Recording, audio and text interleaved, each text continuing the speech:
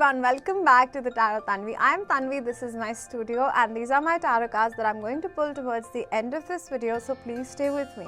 Before I go on and talk about the three gunas or the three qualities or the three characteristics and ways of life according to Ayurveda, I would just like to say that in case you would like to book a personal reading with me, all my links to my website, my YouTube and my Instagram are in the description of this episode, so please feel free to contact me.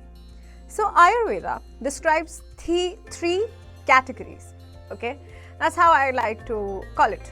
So we have three categories in which we can live our lives. So Ayurveda categorizes everything as these three categories or these three choices that all of us as human beings we make. So the first is living a tamas life. Okay, first guna is tamas, then is living a rajasic life or rajas. Okay, third guna is called the Satwik guna. So similarly, when we make a choice to live our life according to one of these three gunas or one of these three categories, when we make this choice, our lifestyle has to align with one of these three gunas. Okay, so now let's talk about happiness. So happiness and how we measure our happiness and our happy outcomes in life are also categorized based on what we choose to experience in our lives.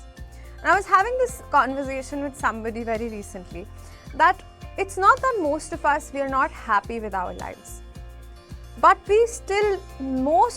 most people die with a lot of regrets, with a feeling that they wish they could have done things better. It's not because they did not experience happiness, but the problem is that they did not experience Satwik happiness, the long-term fulfilling happiness. Now let's understand this. Thomasic happiness is, for example, taking a day off, okay? Or maybe just being a little lazy, sleeping a little extra, okay? Or eating something, a lot of junk food, for example. Now this will definitely give you happiness. This is happiness. It's not happiness, but this will give you a very temporary happiness. Okay. So for example, you sleep a few extra hours. Now the next day you might forget about this thing that made you happy, and in fact you might feel guilty. Okay. Second category of happiness is the rajasic happiness. Rajasic happiness is, for example, you have a goal and you achieve that goal. This could be like, I'll be happy when I have a specific car, okay? And so you get that car and you're happy. This happiness is sort of like longer, the duration might be longer, but still it ends, because the car would wear down, and eventually you'll get used to that car, and so you'll forget about that thing that gave you happiness. It doesn't give you long-term happiness, okay? Now the third category of happiness is the Satwik happiness that you get from service, that you get when you serve yourself, like do service and like make service sort of second nature to you. Okay, now what I mean by this is, of course, not self-sabotaging and putting everybody else before you, but also to understand your own needs, to understand your purpose, finding that purpose and using your talents and gifts to help others come out of their miseries. This is Satwik happiness or the way to achieving Satwik happiness is never the easiest, okay? For example, Thomasic happiness is very short term and hence it's easiest to achieve. It's very easy to sleep a few extra hours, right?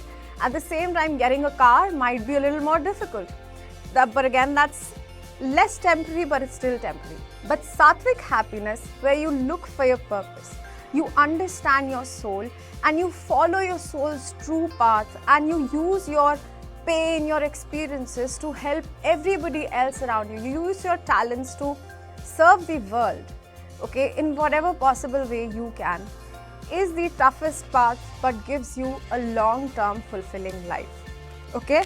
So I just wanted to categorize the three kinds of happiness that we have according to Ayurveda. So I'm going to pull your cards for today. Let's see what do we have. Let's see. Okay. So we have the Six of Swords and the Five of Swords as a bottom deck energy. So with the Six of Swords, it talks about moving to calmer waters. Five of Swords, on the other hand, talks about backstabbing, backbitching, backbiting. I feel like you are moving away from this energy. So there's a strong message of stay away from gossiping. I was reading this the other day that your subconscious mind takes everything personally.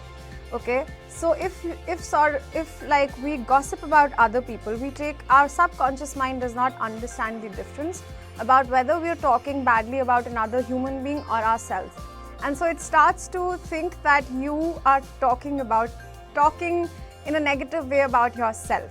So it's very important to stay away from gossiping. Okay. Six of Swords could also mean literal travel. So I do see for some of you an actual opportunity to travel somewhere else. That would bring you a lot of peace of mind. Okay. So 5 to the 6 is always a progression, and it means that there's a lot of good news coming your way. So yeah. So that's all that I have for you today. I hope that this was helpful in some way, and I will see you again next time. Bye bye. Take care.